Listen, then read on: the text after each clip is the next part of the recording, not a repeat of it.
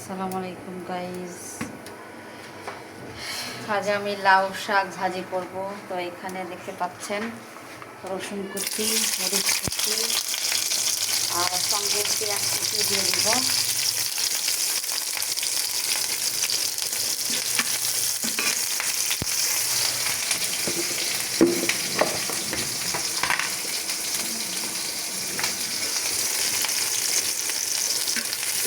লাউ শাক ভাজা খুব ভালো লাগে আমার, এই জন্য আজকে ভাবলাম লাউ শাক ভাজি করবো।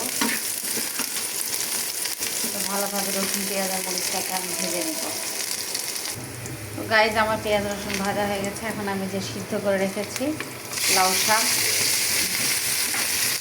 লাউ শাকটা সিদ্ধ না করলে ডাঁটাগুলো সিদ্ধ হয় না, এই জন্য একটু গরম পানি দিয়ে আমি সিদ্ধ করে নেব।